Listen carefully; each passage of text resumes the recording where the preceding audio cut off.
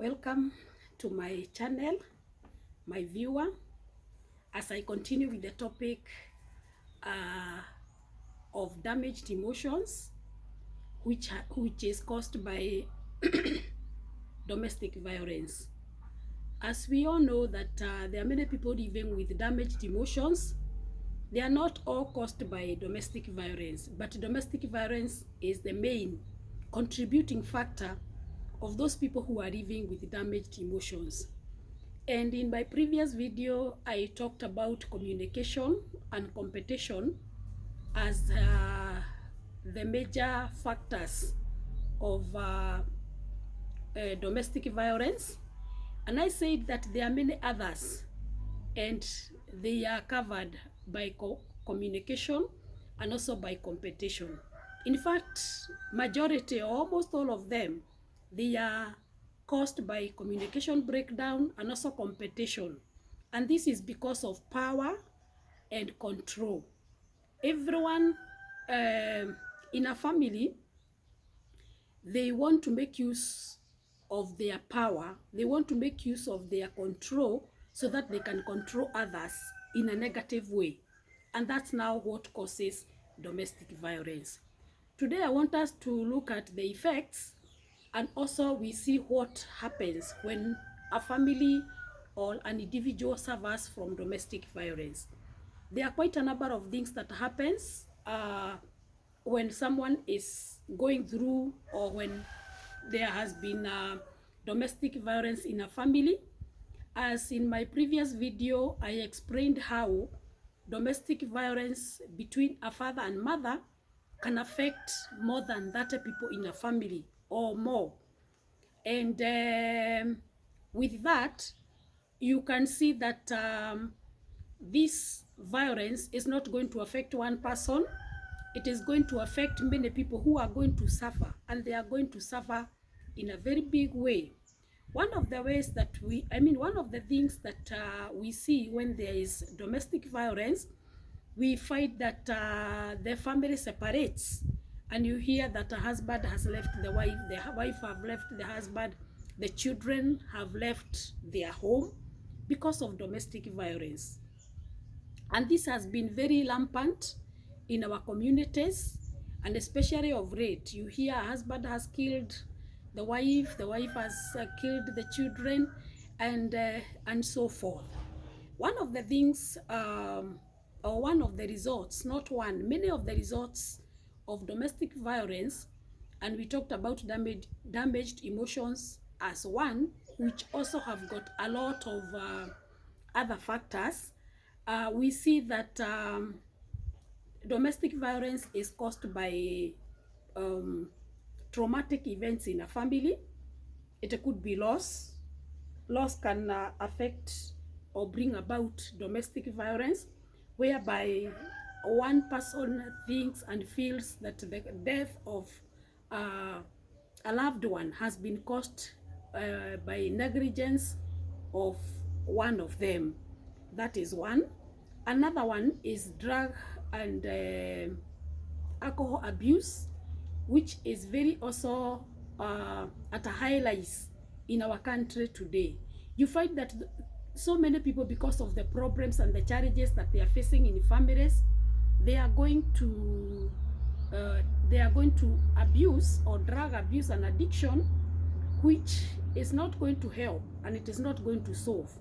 But they go, or they take drug and substance abuse so that they can be able to use their power and to control others because of the influence of alcohol and drug abuse. And then we have the media. Media influence is also contributing so much into domestic violence, whereby we find that many people are misusing media. Other people are posting images or photos that are insignificant, or photos that might cause fights, and that has also caused. And even in another way that media is causing or is influencing domestic violence is where partners don't trust each other. And you find that when a husband gets the wife's phone and they scroll, maybe they get a text, maybe it is even a phone call, and they argue over it, and at the end of it all it will bring about domestic violence. Other things that affects domestic violence, it's like dowry or initiation, or also traditional practices, cultural factors, and these ones brings about confusion and also misunderstanding of one partner to the other. For example, where there is intermarriage, you find that one tribe intermarries another one, and they have got their own beliefs, they have got their own cultural practices. When they are talking about them and discussing about them, instead of agreeing, or instead of discussing in a way that will bring calmness in a family, instead it brings fights, and at the end of it you find that there was domestic violence caused by those misunderstandings between cultural factors in a family.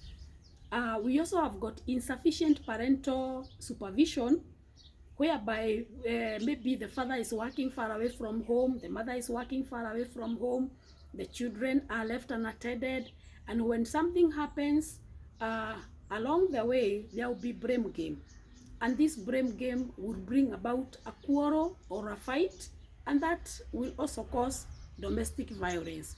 Something else is communities and neighbors.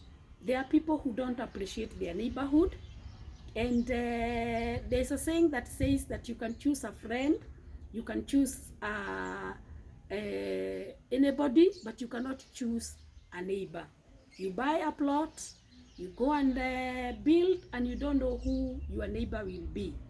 And therefore, it is good to have good relationship between your neighbor.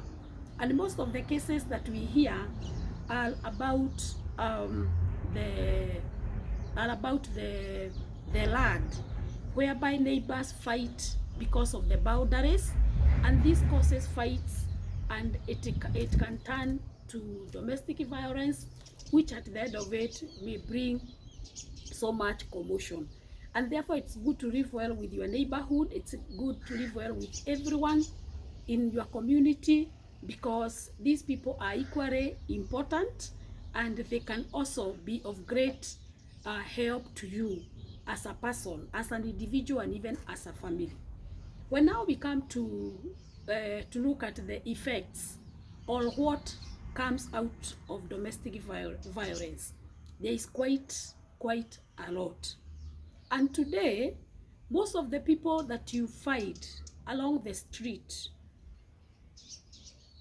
who are mentally ill, the research says that 75% of them have been caused by domestic violence.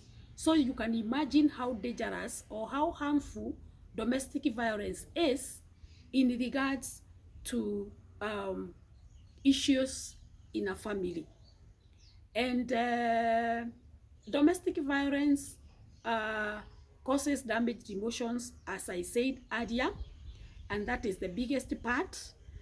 Domestic violence also causes separation, and most of the separations are not even like separations, are like a family has been dumped, or it has been chased away from home, and that means that the children are going to suffer, because all the environmental factors, all the behavioral factors, they are going to affect the children, because they are not used to the environment.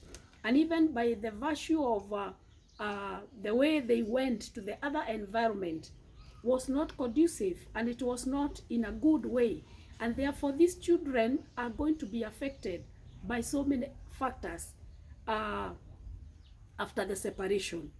Also, there will be financial constraint that will be brought about. The family was joined together, they were using one source of financial resources, and now they have been divided. If they were in school, they will be taken into other schools, which is going to affect also the financial part of it. If it is about the managing the home, the resources will be divided, and so many other factors. If it is the father who was the breadwinner, for example, you'll find that these children are going to suffer, and even the wife will suffer a big deal, because the trust and everything has gone away. Other things that comes about with domestic violence, we have incidences where there is death, and death is the major factor. And we also find people being jailed as a result of domestic violence. We also have got people having injuries, and even also to an extent of having disabilities, whereby you find that somebody lost his or her eye because of domestic violence. Others, they go an extent of even shopping parts of the organs or parts of the body, and all this is brought about by domestic violence. Other things are about emotional and psychological trauma, and I talked about it when I was speaking about damaged emotions. We also have got drug abuse and alcohol substance, whereby after people fight in a family, or after the domestic violence, people feel that they are not themselves again. They live under the influence of alcohol, under the influence of drugs, as a result of the domestic violence. And other things are like guilt and shame, whereby a person feels that wherever they go, they feel ashamed of what happened, they feel guilty, and they are never free, they are never themselves because of this. Other things like mistrust, whereby a partner will not trust the partner again because of domestic violence. After domestic violence, there is mistrust, and there is also conflict, that you hear that every other time there is a conflict. There's nothing that can be resolved without a conflict in a family, and this brings about so many problems. There are also other things like sleeping habits and also eating habits that are unhealthy, and also insomnia, whereby a person goes to bed and they are not going to sleep throughout the night. This is because of maybe nightmares, and all these are caused by domestic violence. And also there is phobia of things. There are people who get phobias of even moving objects. There are people who get phobia of sounds or voices, maybe because of hearing, maybe because of shouting and screaming. And also there are people who lose their concentration because of domestic violence, in regards to what caused the domestic violence.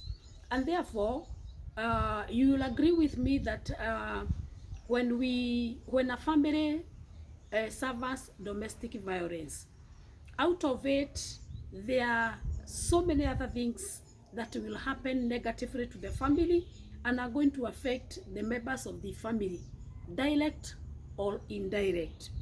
And in my next video, I'm going to present a lady who has suffered from domestic violence, and she ended up in jail. And she has been jailed for the last 13 years without knowing when she'll get out of a prison. She has been jailed, or she was jailed from while she was in Form 2. That's when she was jailed, and she was jailed after domestic violence between the father and the mother, which resulted to the death of the father. And she was arrested as one of the suspects, that she was associated with the death of the father. She was informed too, she knew very little. She had heard, or there was yes, she had heard about the planning of the killing of the father. And since she was not able to talk about it, that's why she was arrested, and she is still in jail even today. The mother and the sister were released after 5 years, and she was left in prison, and she is even today. She'll be my guest in the next video, as I've visited her, and she has expressed her frustrations, she has expressed her pain, she has expressed her damaged emotions, the ones that we have been talking about, and she has also expressed her mistrust. She has also expressed her traumas, her fears, and all what she has gone through. She has also expressed her challenges that she has been facing while she has been in prison. And she started the imprisonment in Meru. That's where she comes from. She stayed in Meru, or in a prison in Meru, for 5 years, and then she was taken to Rangata women prison, and she also stayed there for almost 10 years, and now she is in Nyeri women prisons. That's where she is. But the beauty of it all, and my interest, even when I was interviewing her, is about the transformation that even inside a prison, God has been faithful to her. Even inside prison, the favor of the Lord has been upon her. In the midst of pain, in the midst of hardships, in the midst of so many other challenges that she has faced, she has found favor in the presence of the Lord, and she is living a very positive life, a life that is full of hope. You may wonder how somebody may have or might have hope in prison. Yes, it is possible when you are in the Lord. You all imagine when a person is in jail, this person has no freedom, this person has no peace, this person has no future. But for my guest, you realize that when the Lord is there, there is freedom, there is liberty. It may not be physical, it can be psychological, it can be emotional, but I am glad and I'm grateful that our guest or our visitor today, or the next video, is going to share with us what she has encountered and what has happened in those 13 years that she has been in prison. One being a mother in prison. She was jailed while she was expectant. She didn't know about it, and she carried the pregnancy to term. She gave birth to a baby boy who lived with her in prison for 4 years, and she'll tell us more about that. Another challenge, she has not been having visitors to visit her or people to encourage her in her life, but still she is focused and she is looking forward to come out of jail. There are many other challenges that maybe she is going to share with us, and I would want us to, as we listen to this story, to give her hope, to give her encouragement, and to give her words of hope in her life as an inmate. And we also encourage her that there is positivity in life when we transform. I thank God that our God don't judge us the way we judge ourselves, the way we are judged by others. Our God is just, and even those people who are living in jail, He loves them, He cares for them, and that's why He died for every one of us, so that our sins may be forgiven. May the Lord bless us as we look forward to seeing our guest. And I believe that you are going to prepare with questions, you are going to prepare with encouragement, and also comforting words, so that our guest, or so that our visitor, will live a positive life. May God bless you. May God bless us all. Bye. Bye.